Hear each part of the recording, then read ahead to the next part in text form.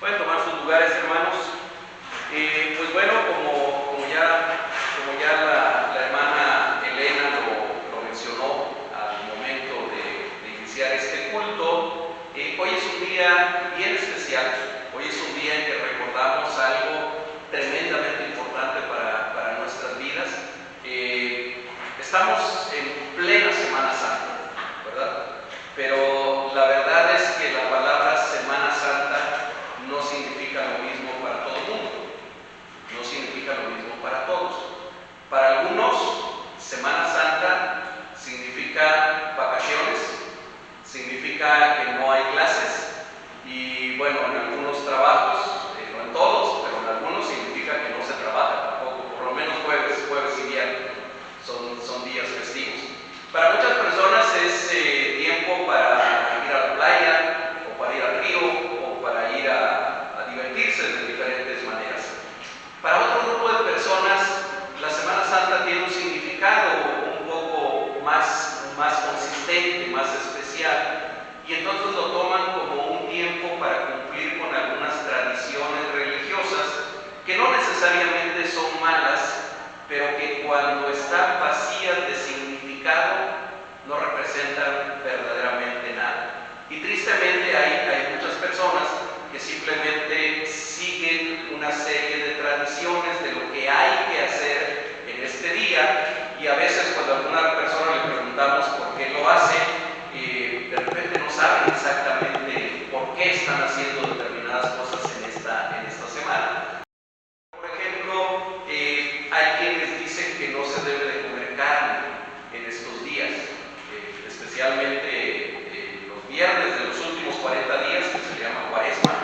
No se debe comer carne el viernes, y hay muchas personas que no comen carne, únicamente comen pescado, y por cierto, todo lo que son mariscos y pescado en estos días se va por las nubes, ¿verdad? Porque se vende mucho, obviamente. Pero cuando uno le pregunta a alguna de las personas que tienen esas tradiciones por qué lo hacen, no hay una explicación clara, no hay un razonamiento bíblico de por qué se está haciendo.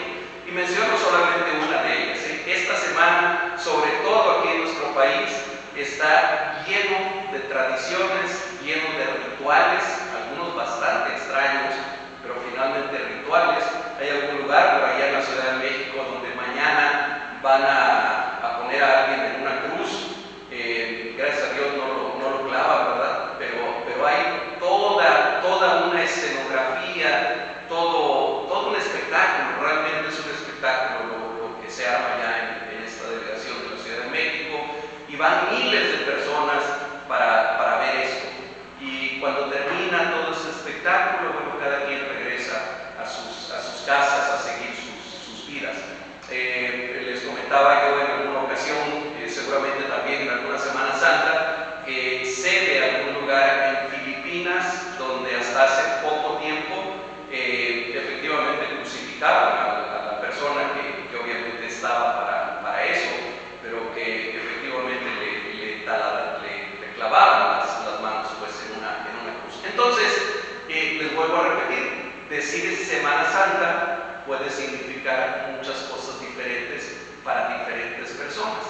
Aquí lo importante es qué significa para nosotros, qué significa esta semana para nosotros.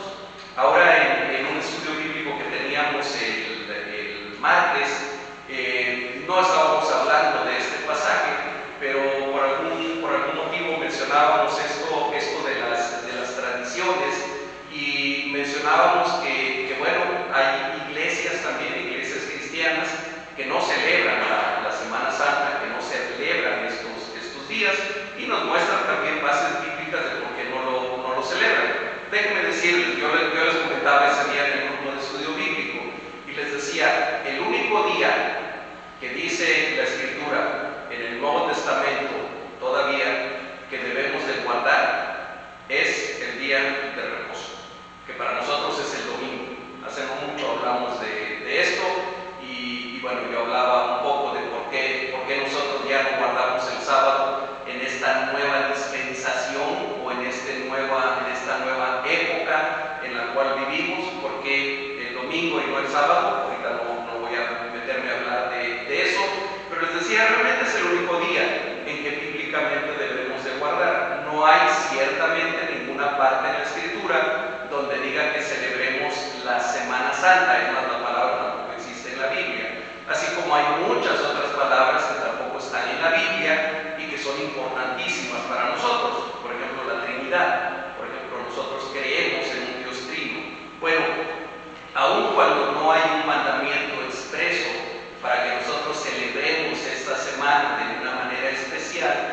Sin embargo, tiene un significado tan profundo lo que ocurrió en esta semana que no podemos, como Iglesia de Jesucristo, simplemente dejarlo pasar como si fuera cualquier otra semana. No podemos dejar de recordar el significado de los eventos que ocurrieron a lo largo de esta semana. Y desde luego, como los seres humanos necesitamos algunas cosas que nos recuerden, algunas cosas que nos ayuden a acordarnos de determinados eventos, hay quienes le han puesto a cada uno de estos días un nombre en particular, que es algo que simplemente nos ayuda a recordar. Y así hablamos del domingo pasado como el domingo de entrada triunfal a Jerusalén, o también algunos le llaman domingo de Ramos o domingo de Palmas, recordando, le podríamos llamar también domingo de mantos, porque la Escritura dice que fueron mantos los que la gente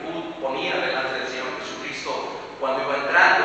Y después hablamos de lunes de autoridad, recordando aquel pasaje cuando el Señor Jesucristo se acerca a una higuera, y aquella higuera buscando frutos, aquella higuera no tiene frutos, el Señor Jesucristo la maldice y aquella higuera se seca, dice que hasta las raíces se secó totalmente, mostrándonos, hay por supuesto todo un significado de por qué el Señor Jesucristo hizo esto.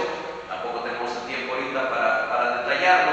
Después hablamos del martes de controversia, que es ese tiempo cuando el Señor Jesucristo es confrontado por los fariseos, por los saduceos, por los herodianos, cada uno de ellos tratando de ponerle alguna trampa para que el Señor cayera. Después hablamos del miércoles de retiro o el miércoles de intimidad, recordando esa escena cuando el Señor Jesucristo se va a la casa de sus amigos, de Lázaro, Marta y María en Betania, y ahí hay un evento bien importante también, ¿verdad? Alguien llega y derrama un perfume en sus pies y él es ungido de alguna manera, y él dice, esto es en preparación para mi sepultura. Y de ahí llegamos al día de hoy, al jueves, que conocemos como jueves de comunión.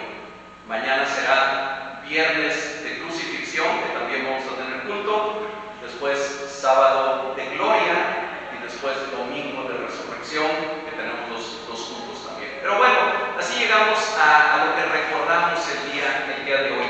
Fíjense que Marcos capítulo 26 es tal vez uno de los Mateo capítulo 26 es tal vez uno de los capítulos más largos del Nuevo Testamento. Tiene 75 versículos.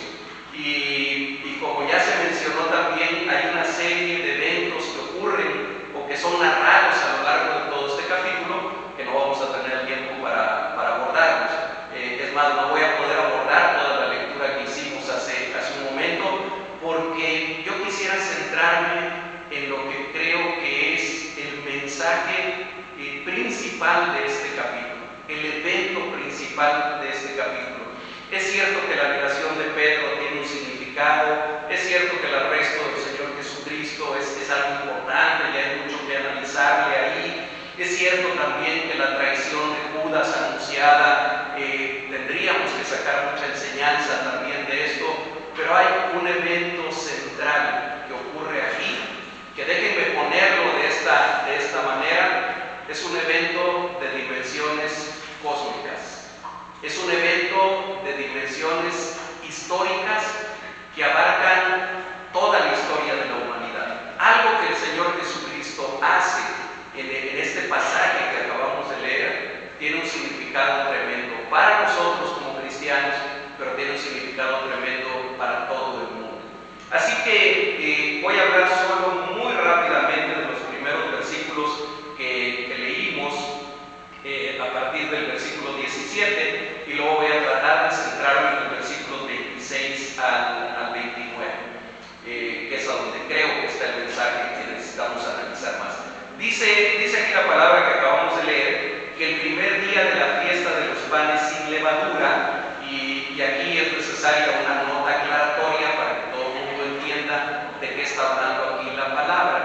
La fiesta de los panes sin levadura era lo mismo que la celebración de la Pascua para los judíos. ¿Por qué le llamaban fiesta de los panes sin levadura? Bueno,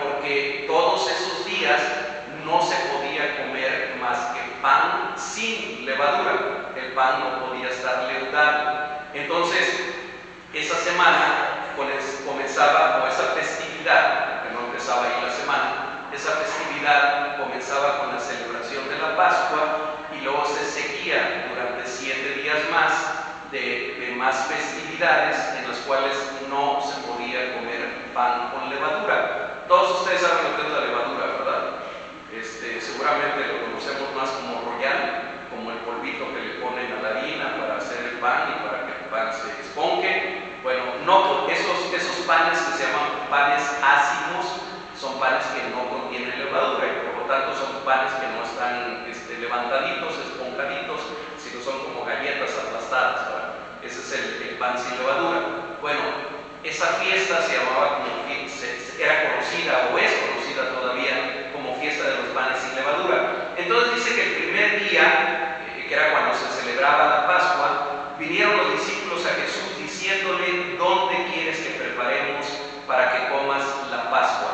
Fíjense que la Pascua, lo tradicional o lo que estaba incluso estipulado en la ley judaica era que fuera celebrado por cada familia y en cada casa.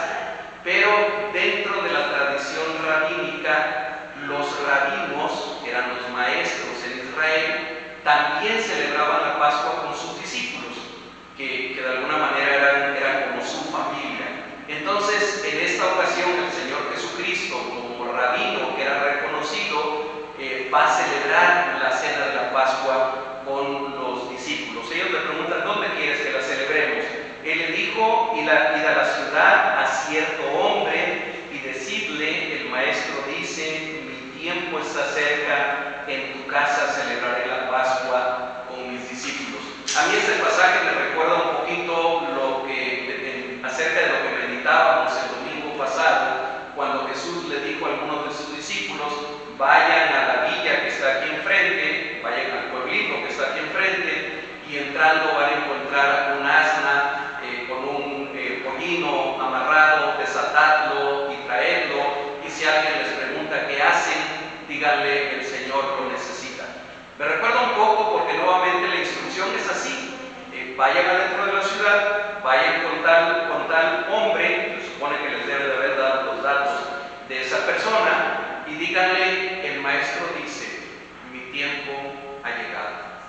Y aquí me quiero detener un momento, porque todos los eventos que siguen a partir de este evento y hasta lo que conocemos como el Domingo de Resurrección, es algo que Dios había establecido, que Dios había decretado, incluso en cada uno de los detalles de lo que ocurre. Toda la semana, toda esta semana que estamos celebrando es importante, pero creo que a partir del evento de esta noche y hasta el evento del domingo en la mañana, que es la resurrección, son los que más resaltan, son los que más son importantes. Y el Señor lo tiene bien presente, dice: mi tiempo está cerca, y entonces en tu casa voy a celebrar la Pascua con mis discípulos. Y los discípulos hicieron como Jesús les mandó, y prepararon la Pascua. La preparación de la Pascua seguía toda una serie de pasos, había toda una preparación especial que había que hacer. Ahorita vamos a hablar un poquito de dónde viene esto de la Pascua, pero había toda una preparación. Había que llevar un cordero al templo para que fuera sacrificado, había que preparar ese cordero de determinada manera, había que preparar algo que se llama hierbas amargas, que eran determinadas especies que tenían que acompañar aquella cena, había que preparar un vino o servir, pues, o tener listo el vino, así como cuando ustedes preparan la cena de Navidad o la cena de fin de año y que hay toda una preparación previa para esta celebración. Bueno, para la Pascua también había toda una preparación que en este caso, a falta de la familia, eran los discípulos quienes la hacían. Y luego dice versículo 20: cuando llegó la noche, se sentó a la mesa con los 12. Y aquí quiero resaltar otra cosa que es importante y que fácilmente perdemos de vista. Para nosotros hoy es jueves, ¿verdad? ¿Sí? ¿Hasta cuándo termina el jueves? Hasta las 12 de la noche, ¿verdad? Y a partir de las 0 horas con 1 minuto, ya es viernes. Sí, bueno, ustedes saben que para los judíos no era así, no era la forma de medir el tiempo. ¿Cuándo terminaba el día y empezaba otro? Cuando se ponía el sol, en ese momento. Ellos estaban el jueves, nosotros estamos celebrando hoy el jueves, pero el momento que se puso el sol y cuando ellos van a celebrar ya la Pascua, ya comenzó el viernes. Realmente ellos ya estaban en viernes cuando estaban celebrando esta reunión mismo día en que el Señor Jesucristo habría de ser crucificado. Para nosotros es mañana cuando vamos a celebrar el culto de crucifixión, pero aquí, y por eso me quise detener en este detalle, porque es importante tenerlo en cuenta, la celebración de lo que nosotros conocemos como la Santa Cena, o como la Última Cena, o como la Pascua del Señor, y la crucifixión, la pasión, crucifixión y muerte del Señor Jesucristo, incluso el que lo llevaran a la sepultura, todo ocurre dentro del mismo día, dentro del viernes, realmente ya para los judíos. Entonces él se sentó a la mesa con los 12 y nosotros nos imaginamos pues una mesa así como la que tenemos a lo mejor en la casa, con sillas alrededor y bueno, el Señor sentado ahí con los 12. La verdad que no era exactamente así, las mesas eran muy bajitas, realmente estaban en el suelo, ellos se sentaban generalmente sobre unos cojines y habitualmente dice en alguna de las fuentes que consulté que se recargaban sobre su codo izquierdo para poder comer con la mano derecha, y entonces estaban medio reclinados, reclinados, esa es la palabra. Hay alguna parte donde se menciona que el apóstol Juan se reclinaba sobre el pecho del Señor, y uno dice que tenía que ser reclinado sobre el pecho. Bueno, Juan estaba seguramente a su derecha y estaba entonces reclinado sobre él, y cuando le iba a hablar o cuando se dirigía a él prácticamente quedaba encima de su pecho, por esa posición que tenían para celebrar, para sentarse a comer.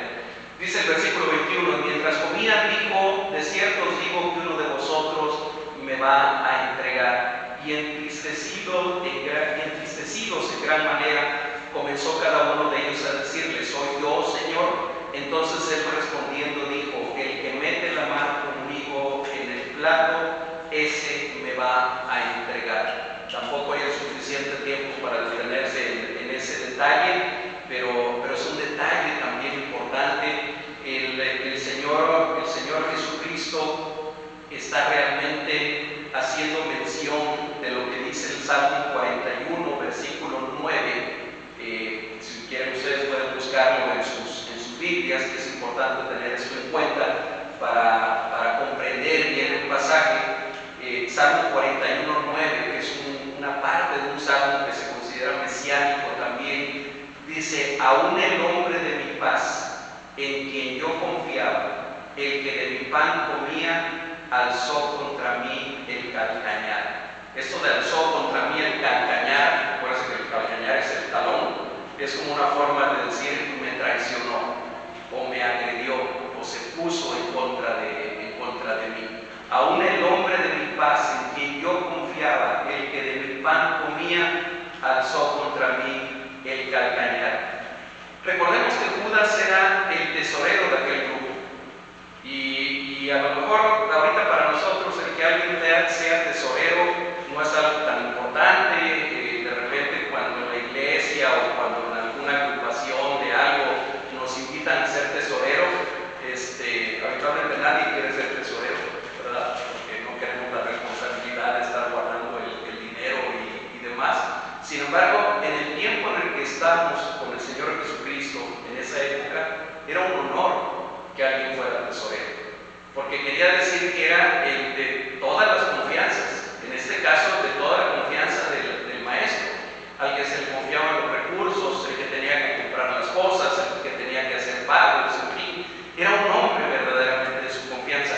Y dicen algunos comentaristas, por algo que después se menciona en el Evangelio de Juan, que probablemente Judas estaba a la izquierda del Señor. Y otra vez, recordemos que en el contexto hebreo, los lugares donde la gente se sentaba en una cena sí eran muy importantes.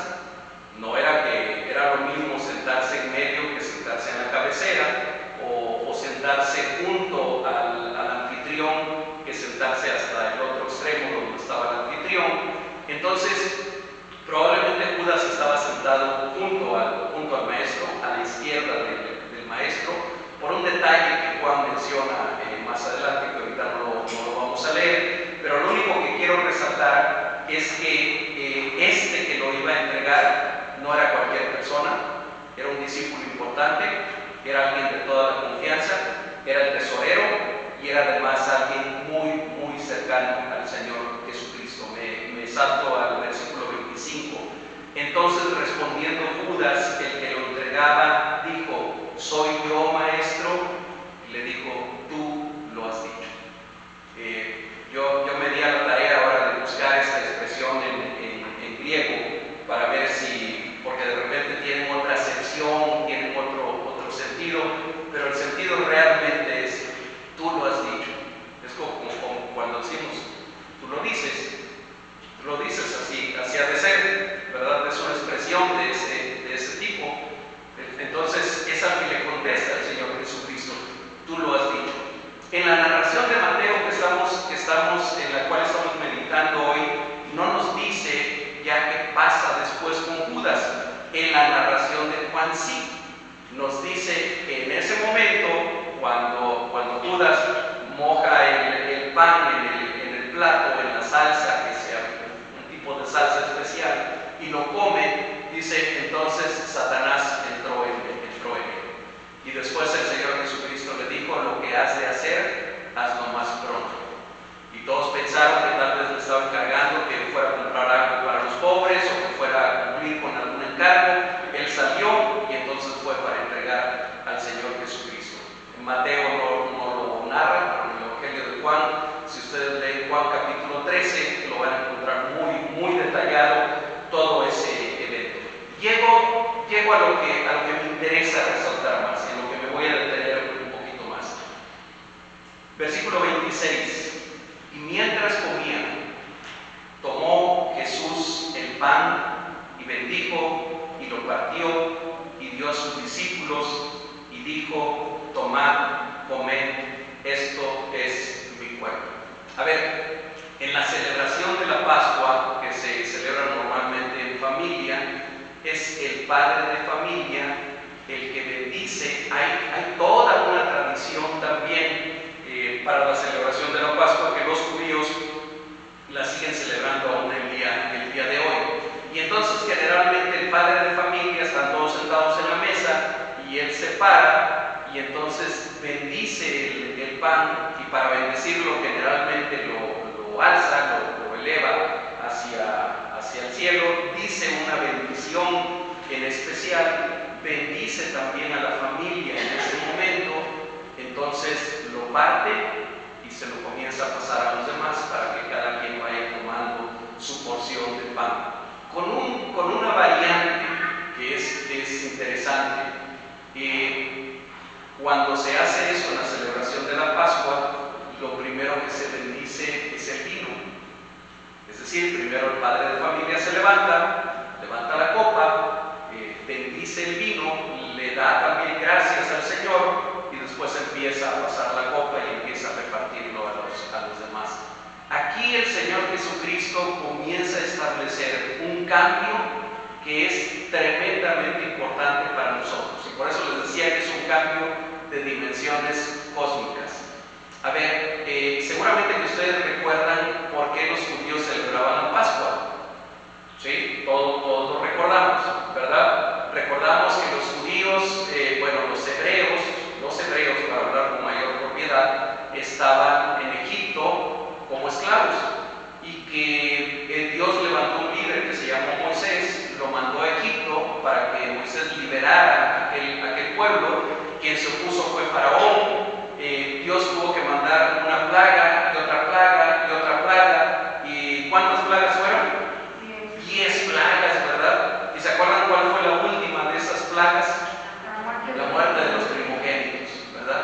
Cuando el Señor le dijo a los hebreos: cada uno de ustedes tienen que sacrificar un cordero en esta noche, y van a poner de la sangre del cordero en el dintel de la puerta, para que el ángel del Señor, cuando pase hiriendo a los primogénitos en cada una de las casas, cuando vea la sangre en el dintel de la puerta, él pasará. Y de ahí viene la palabra Pascua, de pasar, y de pasar, de seguir de largo.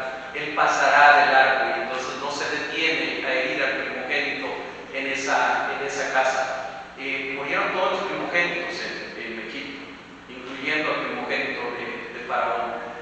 después de eso Faraón dijo: váyanse, váyanse.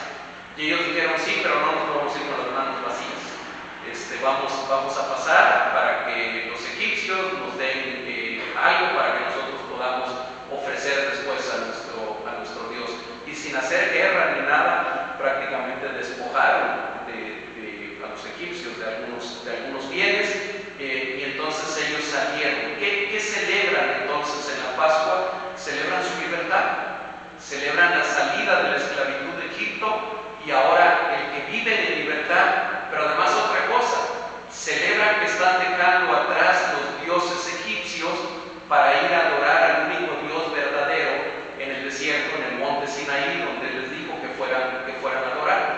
Y durante aproximadamente 1400 años, hermanos, que fue el tiempo que pasó entre la salida de Egipto y estos eventos que estamos recordando hoy, durante alrededor de 1400 años, ellos estuvieron celebrando la Pascua todos los años. Imagínense 1400 años de estar celebrando exactamente lo mismo. Para ellos, bueno, era una fiesta tremendamente importante, con un tremendo significado, pero que se había convertido también en un ritual más, en una celebración religiosa más. Y ellos recordaban en esa noche, recordaban cómo habían salido de Egipto. Al día de hoy, los hebreos, los judíos, lo siguen celebrando y siguen recordando su salida de la tierra de Egipto, que fueron liberados, que fueron sacados entonces por Dios al desierto para que lo adoraran ahí. Y después Dios le dio a Moisés toda una serie de ordenamientos que se conoce como la ley mosaica, y les dijo el Señor: los que cumplieren esta ley, esos vivirán.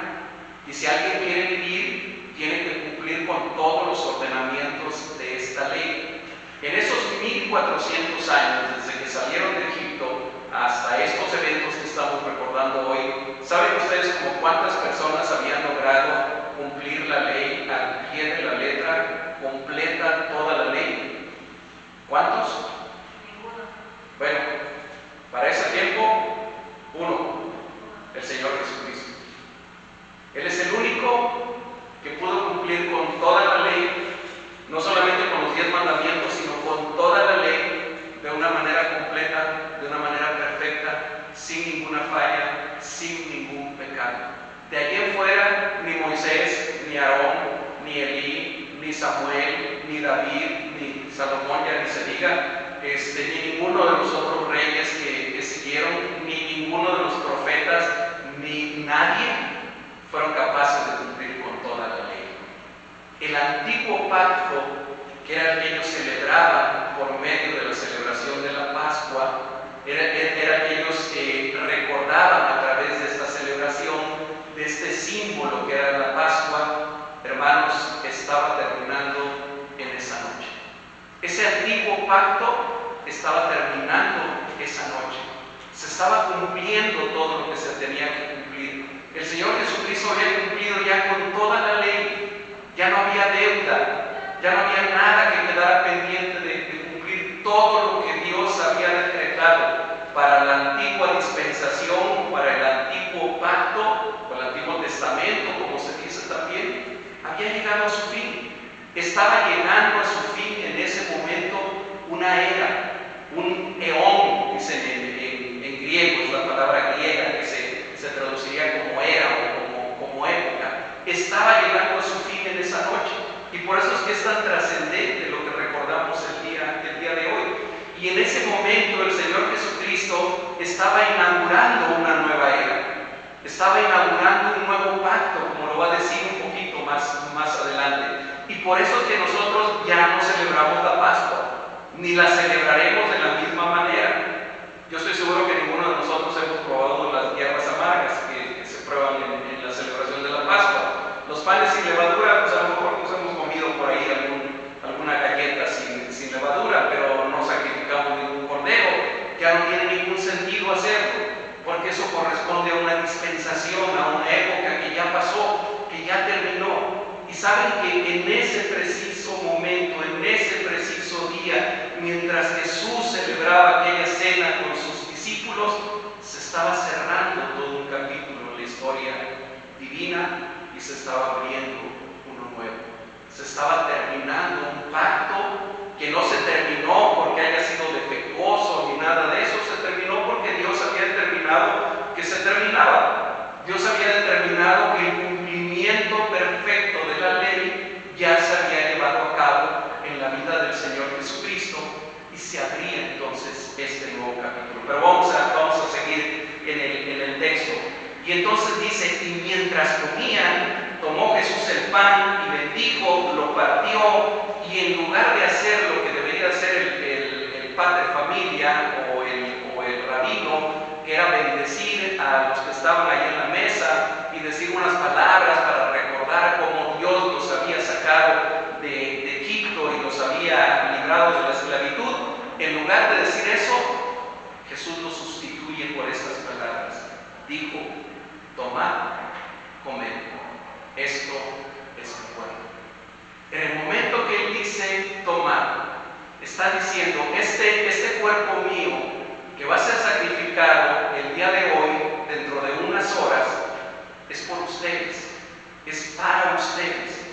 Este sacrificio es para que ustedes lo puedan, es para Dios por supuesto, pero es para la bendición de ustedes, es para la redención de ustedes, es para la libertad de ustedes.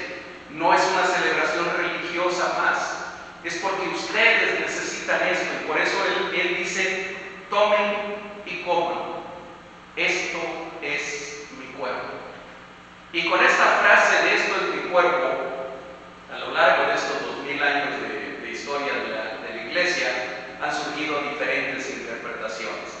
Desde los que dicen establecen la doctrina o la enseñanza de la transubstanciación, en la cual dicen que cuando nosotros hoy celebramos, hoy no vamos a celebrar Santa Cena, pero bueno, saben que aquí ponemos los elementos para la cena. En esta doctrina de la transubstanciación dicen que ese pan se convierte literalmente en el cuerpo de Cristo, es decir, en carne humana, y que las personas que comen esa galletita están comiendo literalmente carne humana, y que es la carne de Cristo. Y que en esa tradición a la que estoy refiriendo, no todos toman la copa, solamente el sacerdote la toma, que cuando el sacerdote toma de esa copa de vino, literalmente se está transformando en la sangre de Cristo. No hay base bíblica para poder decir algo así. Martín Lutero, aquel gran reformador del siglo XVI, él no estaba de acuerdo con esto, pero él decía, no se transforma en carne y en sangre, pero él enseñaba algo que se llama consubstanciación o consubstanciación. Él decía, no es que se transforme, pero sí está físicamente presente en el pan y en el vino. El cuerpo físicamente no lograba explicar de qué manera, y por eso decía consubstanciación y no transubstanciación. Algunos otros, como Zwinglio, otro de los grandes reformadores, él decía no, solamente es una remembranza, es un recuerdo, es un símbolo. El pan solamente simboliza o nos recuerda lo que el Señor Jesucristo hizo con su cuerpo, el vino nos recuerda lo que hizo con su sangre, pero no hay ninguna presencia de nada, es solamente un símbolo. Y bueno, hay muchas corrientes cristianas evangélicas actualmente que también piensan así. Nosotros nos vamos más con el pensamiento de los reformadores como Juan Calvino y John Knox y otros en esa misma corriente, y creemos que si bien el pan no se transforma en carne, ni el cuerpo físico de Cristo está presente de ninguna manera en ese pan, pero que en un sentido espiritual, el Señor Jesucristo está presente cuando nosotros estamos celebrando la cena del Señor. Me adelanto a esta explicación porque es importante que nosotros la tengamos clara. Aunque no vamos a celebrar hoy la cena del Señor, pero de todas maneras es importante que nosotros lo tengamos claro. Ni creemos que se convierta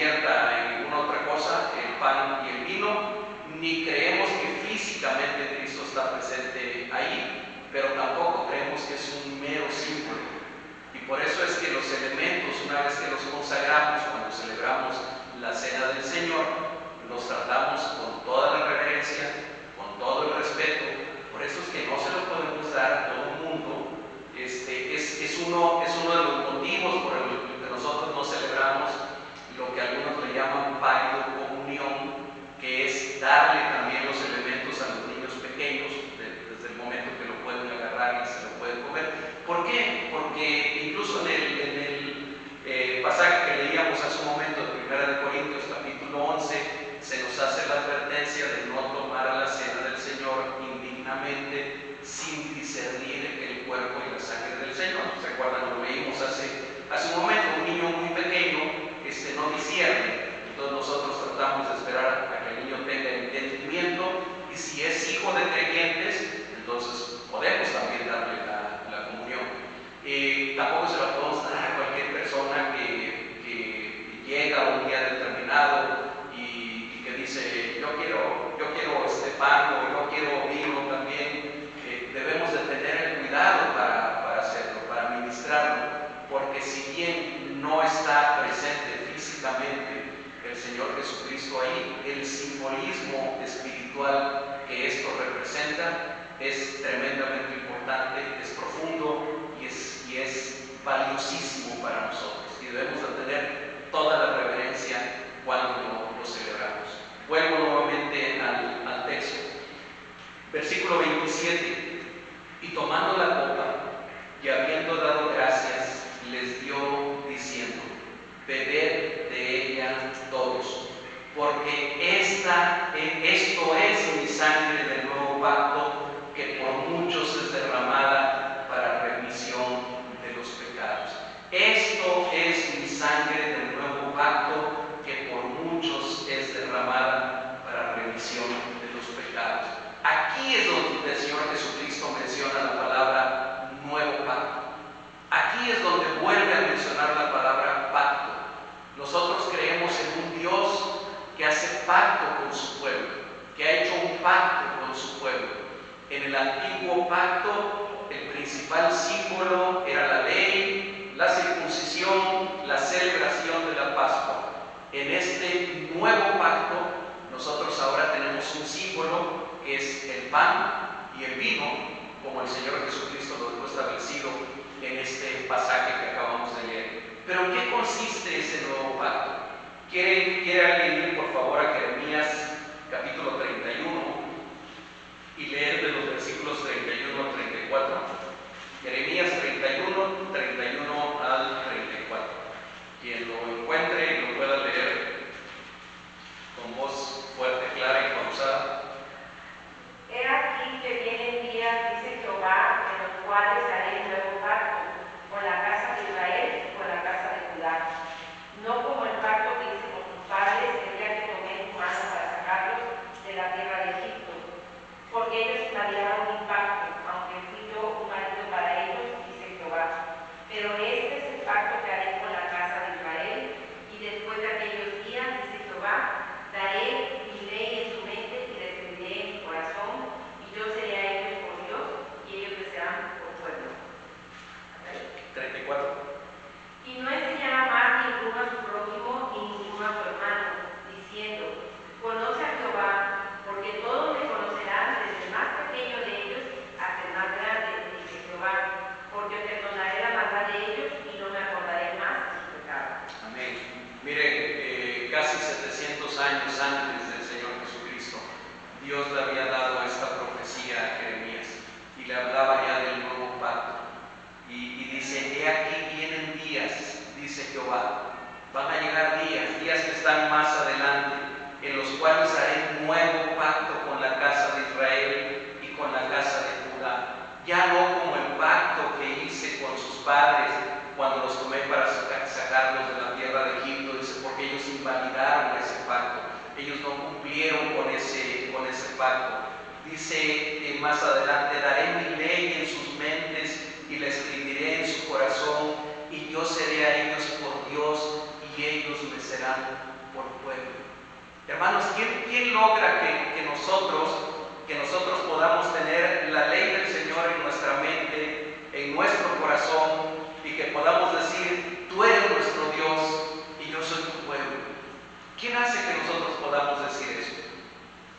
¿Quién produce eso en nosotros? El Espíritu Santo, el Espíritu de Dios, ¿verdad? Cuando el Espíritu Santo viene a nuestros corazones, cuando el Espíritu Santo regenera nuestros corazones negros, pecadores, pervertidos, que no quieren saber realmente nada de Dios, y los regenera y pone un nuevo corazón en nosotros, como dice también el profeta Ezequiel: y yo quitaré el corazón de piedra de ustedes y pondré en ustedes un corazón de carne. Es el Espíritu Santo el que hace eso. Cuando el Espíritu Santo hace eso, entonces comenzamos a vivir nuestra relación con Cristo de una manera ya no religiosa, de una manera ya no tradicional, ya no solamente porque en determinados días son días de guardar y entonces tengo que tener más cuidado en esos días, sino todos los días de nuestra vida. Este es el nuevo pacto que el Señor anunciaba, y es el nuevo pacto que Jesús sella esa noche, anuncia esa noche al partir el pan y al tomar el vino. Y dice: y no enseñará más ninguno a su prójimo, ni ninguno a su hermano, diciendo: conoce a Jehová, porque todos me conocerán. ¿Todos quiénes? Todos aquellos que hayan recibido a Jesucristo como Señor y Salvador, todos aquellos que hayan nacido de nuevo, todos aquellos que hayan sido regenerados por el Espíritu de Dios. Todos me conocerán, desde el más pequeño de ellos hasta el más grande, dice Jehová, porque perdonaré la maldad de ellos y no me acordaré más de sus pecados. ¿Saben que esta última frase se puede traducir con una sola palabra? Gracia. Gracia. Ese es el pacto de gracia realmente. Dios dice: perdonaré la maldad de todos ustedes y no me acordaré más de su pecado. ¿Qué otra definición más completa puede haber de lo que es gracia?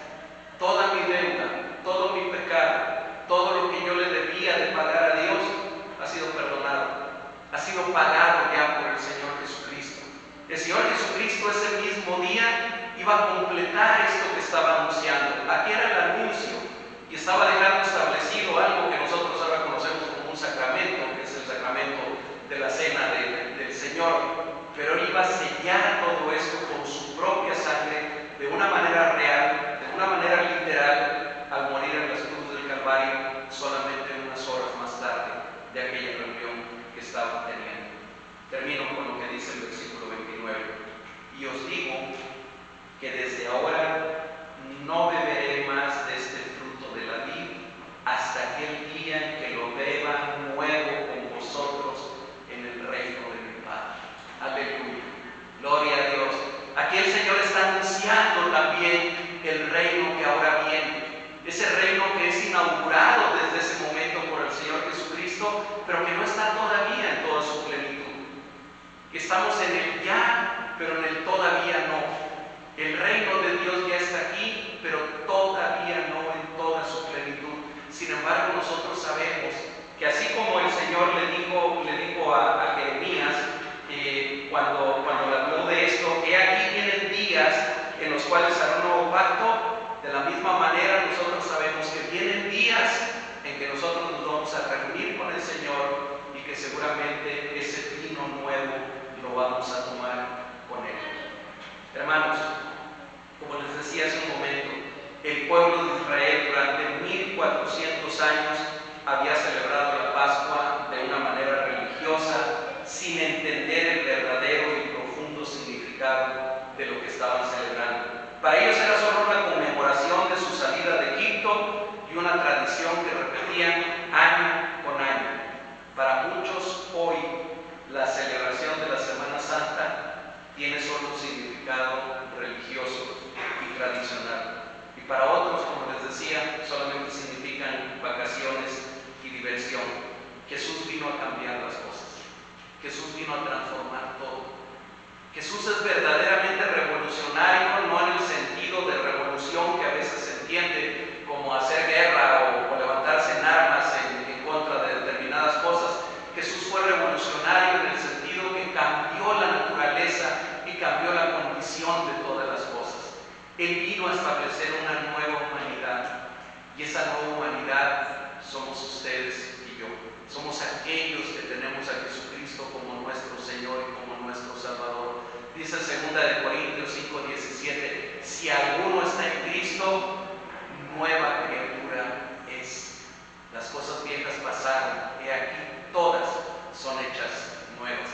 Y si aquellos que estamos en Cristo somos nueva criatura, entonces podemos decir que quienes formamos el cuerpo de Cristo, quienes formamos la iglesia de Cristo, somos una nueva humanidad.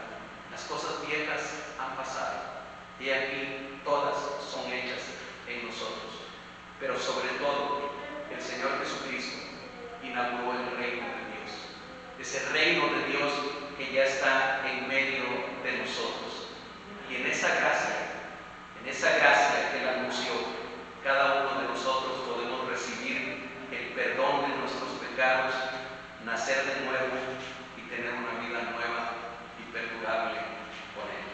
Que el Señor nos ayude para que podamos entender cada una de estas enseñanzas que nos ha dejado, y que nosotros podamos vivir en Cristo y con Cristo, no solamente durante la Semana Santa, sino todos los días del año y todos los días de nuestra vida. Oremos, hermanos. Amado Dios, Padre eterno, gracias nuevamente por esta palabra tuya. Gracias por este mensaje que tú nos has dado hoy. Gracias, Señor Jesucristo, por todo lo que tú hiciste por nosotros en lo personal, pero también por cada uno de nosotros como pueblo. Gracias, Señor Jesús, porque en esa noche en que tú fuiste entregado, y antes de ser entregado, tú te diste el tiempo para celebrar con tus discípulos y para establecer este nuevo pacto, para establecer esta nueva época, este nuevo reino que tú estabas inaugurando en esa noche. Gracias, Señor, porque hoy entendemos el significado de lo que tú querías explicar cuando les decías a aquellos hombres: toman, coman, esto es mi cuerpo. Y cuando dándoles la copa les decía: beban de ella, porque esto es mi sangre del nuevo pacto, que por muchos es derramada para remisión de los pecados. Bendito seas, porque en esa sangre tuya derramada en la cruz del Calvario, nosotros hemos encontrado vida, nosotros hemos encontrado perdón, nosotros hemos encontrado restauración. Gracias,